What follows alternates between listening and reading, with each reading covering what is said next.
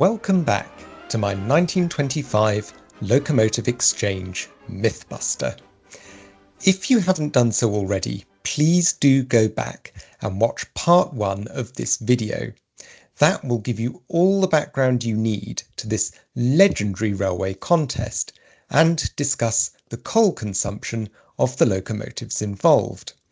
I'll put the link in the description below. But right now I'm going to dive straight in and tackle the question which most railway enthusiasts are probably most interested in. Which locomotives achieved the better speeds and timings during the trials? If you ask an average railway enthusiast about the 1925 Exchange trials, they'll probably tell you that the Great Western Railway's Castle-class locomotives, designed by Charles Collett, delivered far better speeds and timings during the trials than the LNER A1s designed by Sir Nigel Gresley. In particular, they'll probably point out the very impressive starts made by the Great Western's ambassador, number 4079 Pendennis Castle, on the difficult climb out of King's Cross Station on the East Coast Main Line. During the trial week, Pendennis Castle's timings for the 2.6 miles between King's Cross and Finsbury Park never exceeded 6 minutes. Meanwhile, over on the Great Western Main Line, sister engine number 4074 Caldecott Castle made an epic dash from Paddington to Plymouth on her final westbound run, cutting a full 15 minutes off the 4-hour 7-minute schedule. By contrast, if you ask about the performances of the rival A1 class locomotives, you'll probably be told that they were lacklustre and forgettable. But is that really a fair assessment? Just like the coal consumption, there's a little bit more to this story than most people realise. Extensive data about the trial runs is available thanks to Cecil J. Allen, the Railway Magazine's locomotive performance expert, whom I introduced in part 1. As might be expected, the trials attracted enormous interest among railway enthusiasts, and particularly among those with a serious interest in locomotive performance. Many experienced train timers turned out to ride on the various trial runs, and they duly sent their logs to Allen, who was then able to compare them. He was also able to personally time 2 journeys with Pendennis Castle on the LNER, and 1 return journey with number 4474 on the Great Western. But, just as importantly, Allen was able to use his long experience as a train timer to set the official trial runs into a wider context.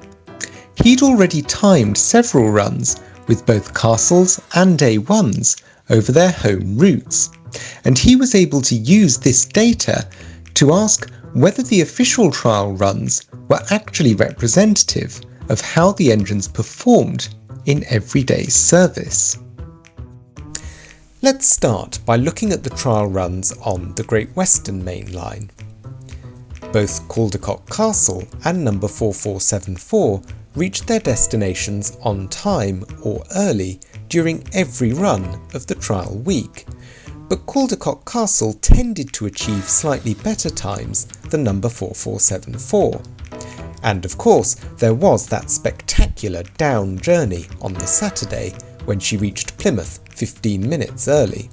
However, Allen argues that these results reflect different approaches by the engine's drivers, as much as any inherent strengths or weaknesses in the design. On number 4474, driver Pibworth was obviously determined to stick to his brief and keep to the scheduled timings. Allen was able to cite several instances where the A1 was running ahead of schedule, but was deliberately slowed down in order to ensure a right time arrival. By contrast, driver Rao on Caldecott Castle apparently had no qualms about letting his engine rip. Allen also points out that because of her longer wheelbase, number 4474 had to be driven more slowly than the castle on the sharply curved downhill sections of the Great Western Route. There were also several temporary speed restrictions on the route during the test week, and Allen notes that Pibworth always treated these with greater caution than Rao. Yet, despite Pibworth's prudent approach, number 4474 managed to make an impressive climb to Dainton when Allen timed her on the 1st of May. He says this was, and I quote, "the finest climbing I have seen recorded with such a load," unquote.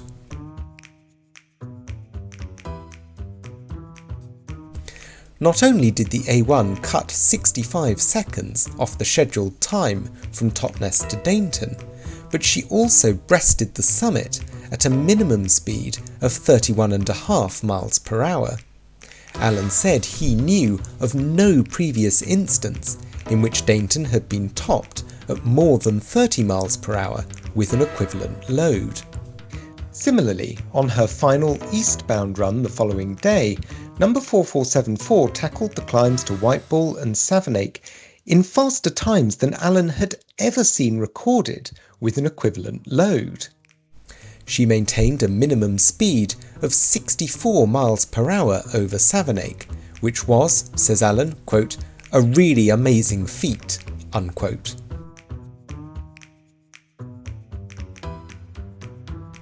By contrast, Caldecott's best recorded speed over Savernake during the test week was 62 miles per hour, although Allen acknowledges that this was also a highly impressive performance. Nevertheless, Allen concludes that, quote, "it is tolerably clear from these runs that the Pacific can do anything uphill that the castles can do," unquote. As for the East Coast runs, it's certainly true that Pendennis Castle gave a good account of herself. She generally kept to her allotted schedules and usually managed to arrive slightly early at her final destination. Only on the second day was she 1 minute late arriving at King's Cross, and that was due to delays beyond the control of the engine or the crew. Meanwhile, the two A1s with which she competed put up somewhat lacklustre performances. As we noted in part 1, number 4475 failed altogether on the first day of the trials. Her replacement, number 2545, also suffered a failure of her steam sanding equipment on the second day, and this contributed to late arrivals at both Grantham and King's Cross on that day. Even on the remaining 4 days of the trials, she more often than not reached her final destination late in both the up and down directions. It's difficult to assess the performances of these two A1s because there is a suspicious lack of data about them in Allen's articles. He didn't travel on any of these trains himself, and he claims that none of his correspondents sent him any logs either. This does seem a little bit difficult to believe, given the intense public interest surrounding the trials. Nevertheless, Allen was able to present plenty of data from other runs by A1 Pacifics on the East Coast Main Line, which, he argued, proved that the Gresley Pacifics were quite capable of performances equal to, or even better than, those of Pendennis Castle. For example, the Great Western made much of the fact that Pendennis Castle made consistently impressive starts out of King's Cross on the difficult climb of Holloway Bank. He also notes that she made some very strong starts out of Peterborough on her southbound runs. He particularly highlights her run on the 1st of May, when Pendennis passed Fletton Junction in just 3 minutes and 9 seconds, and Yaxley almost 3 miles from Peterborough in just 6 minutes and 3 seconds.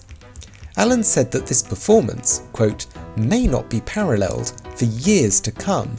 Certainly, I have never seen previous times even approaching these with a corresponding load," unquote. But in other respects, Alan argues that Pendennis Castle's performances on the LNER were not exceptional. He noted that the trains selected for the official trial trips were not the most taxing duties on the East Coast Main Line. The official test trains had a load of 475 tonnes, but Alan pointed out that the 5:45 PM down and corresponding up expresses were usually heavier than this, particularly at weekends when the load might be as much as 580 tonnes. He claims that the A1s usually kept time with these trains. In particular, he highlights a run he had timed with number 4471 Sir Frederick Banbury, which, quote, load for load appears superior to all the castle runs, save only in the start, unquote. On this run, number 4471 achieved a maximum speed of 82 miles per hour at 3 counties and arrived in Peterborough 1.5 minutes early. Alan particularly emphasised Sir Frederick's climb up to the famous Stoke summit, the place where, 13 years later, Mallard would set the world steam speed record, albeit travelling in the opposite direction. Sir Frederick's timing up the bank was only 8 seconds longer than Pendennis Castle's best time, and with a significantly heavier load. On another occasion, Alan timed a run with number 4473 Solario, hauling a gross load equal to that of the official test trains. On this run, Solario, quote, handsomely beat up to Stoke summit any one of the times made by Pendennis Castle, unquote. Using this data, Alan once again challenges the notion that, quote, the Castle class engines are better at hill climbing than the Pacifics, unquote. On this basis, it seems reasonable to conclude that the LNER were simply unlucky in their choice of locomotives. It may be that numbers 4475 and 2545 were just not in such good condition as the company had thought, particularly number 2545, which was substituted at short notice. Had they picked another engine, the results of the trials might well have been different. Having examined all the evidence, how can we sum up the outcome of the 1925 trials? Well, Nigel Gresley told the LNER's directors that it was impossible to draw any firm conclusions from such a short trial. Personally, I think that was probably a fair comment. It's actually extremely difficult to make a truly scientific comparison between two locomotives when they're out on the road. There are just too many variables which are difficult to control, like changing weather conditions, different crews, temporary speed restrictions, and so on. But, as my old history teacher used to tell me, the public perception of events is often more important than the reality. And that's why the Great Western's decision to put Pendennis Castle on display at Wembley was a publicity masterstroke. The results of the trials were complicated. Only the most dedicated railway enthusiasts would bother to wade through all the data in Alan's articles. By contrast, everybody who saw Pendennis Castle at Wembley took away a very clear message that the Great Western had won the contest. As the politicians say, the Great Western had taken control of the narrative, and their narrative has endured ever since. Even so, I'm not convinced that the Locomotive Exchange was particularly damaging for the LNER in the long run.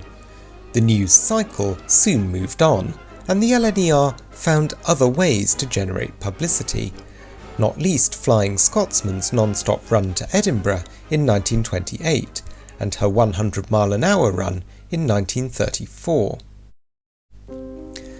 What happened to the locomotives involved in the trial?